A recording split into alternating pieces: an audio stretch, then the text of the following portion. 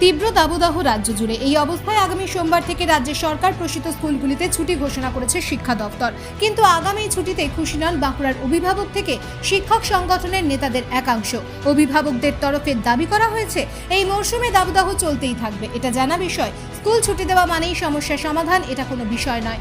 1 মাসের বেশি সময় এই ছুটিতে ছাত্রছাত্রীদের ক্ষতি হবে। এমনিতেই এই সময় বাঁকুড়া জেলায় সব স্কুলই সকালের দিকে খোলা থাকে। তেমন পরিস্থিতি হলে ছুটির সময়টা কিছুটা এগিয়ে আনা যেত। একেবারে এই ছুটি এটা কখনোই কাম্য নয় বলেই তারা জানিয়েছেন।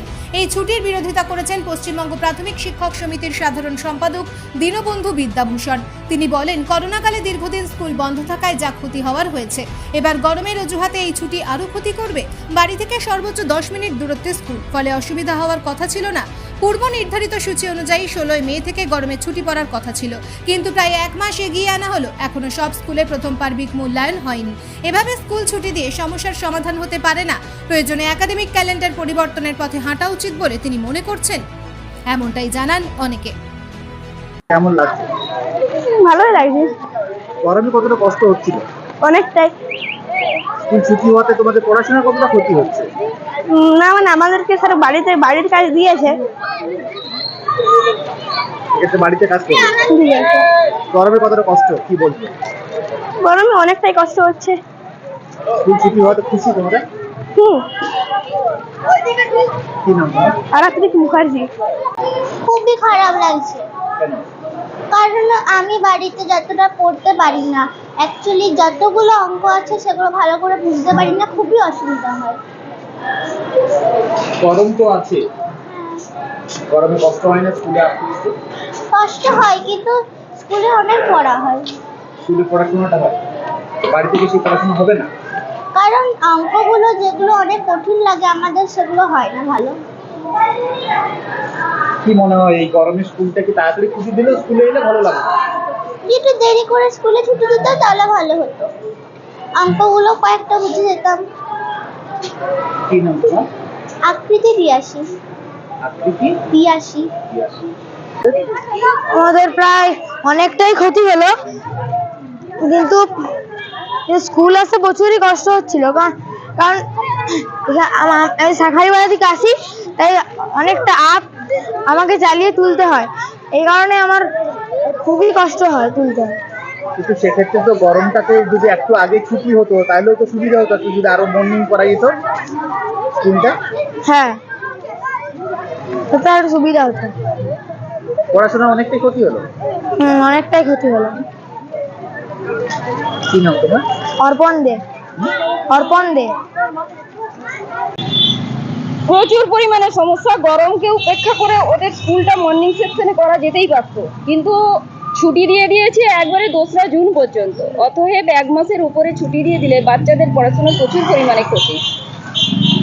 তাও মানিয়ে নিতে হবে, কিন্তু বাচ্চাদের এত ক্ষতি করে মনে হয় এতটা ছুটি দেওয়াটা উচিত হয়নি। তারা পড়াশোনা কি মনে হচ্ছে, পড়াশোনার কোন দিকে এগোচ্ছে?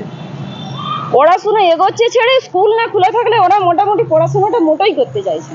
স্কুলটা খোলা থাকলে ওদের পড়াশোনাটা মোটামুটি চলে। আপনার নাম? অর্পিতা বিরাট। গরম তো প্রত্যেক বছরই তো গরম পড়ে, এবছরও পড়েছে।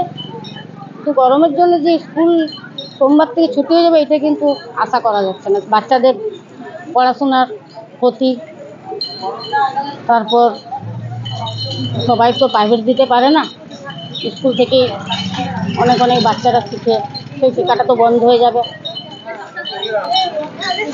কি মনে হয় স্কুলের টাইমটা কি কমিয়ে দিলে একটু সুবিধা হতো? স্কুলের টাইম কমিয়ে দিলে সেই রোদ তো আর কমবে না। না,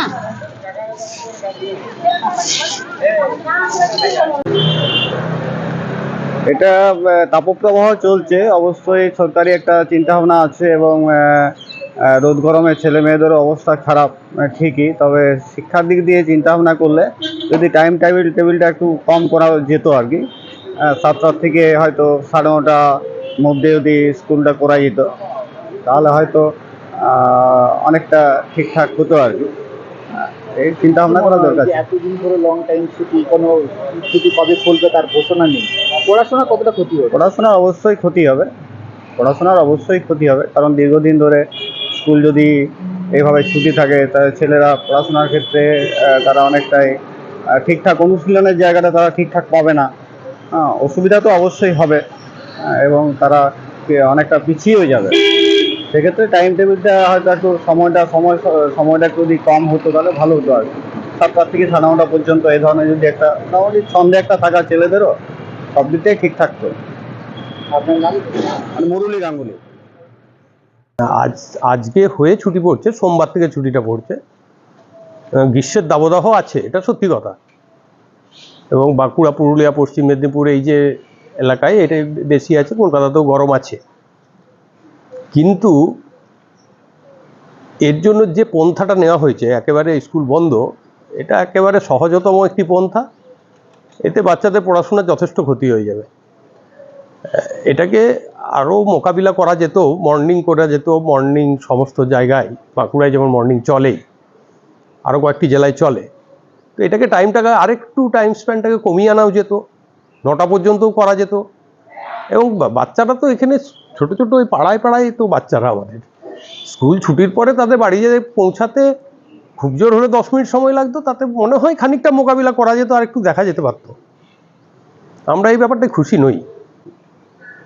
কতদিন আগে ছুটিটা পড়লো? অনেক দিন, আর হিসেব করা যাচ্ছে না, অনেক দিন। 16 তারিখ থেকে পড়ার এমনি কথা ছিল, 16ই মে। তার এবার ইলেকশনের প্রেক্ষিতে 6 তারিখ থেকে পড়বার একটা অর্ডার হয়েছিল, সেটা তাহলেও ঠিক ছিল। আবার এখন আরও তো আগিয়ে এলো, এপ্রিলেই হয়ে গেল। এখনও সব স্কুলে মূল্যায়নটা প্রথম পার্বে মূল্যায়নটাও শেষ হয়নি। করোনা একটা বড় পিরিয়ড অফ গেছে।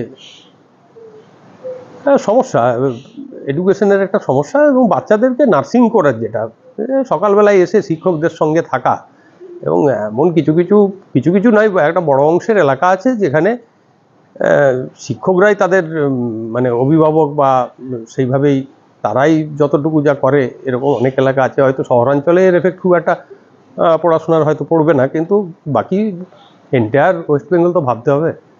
এবং নর্থ বেঙ্গলে যে এরকম বিরাট দাবদাহ চলছে, ডুয়ার্স অঞ্চল, হ্যান, এগুলো তো সেরকম ব্যাপারটা নেই। আবার সেখানে ইলেকশনও হয়ে গেল। যাই হোক, আর একটু ভেবে করা উচিত ছিল।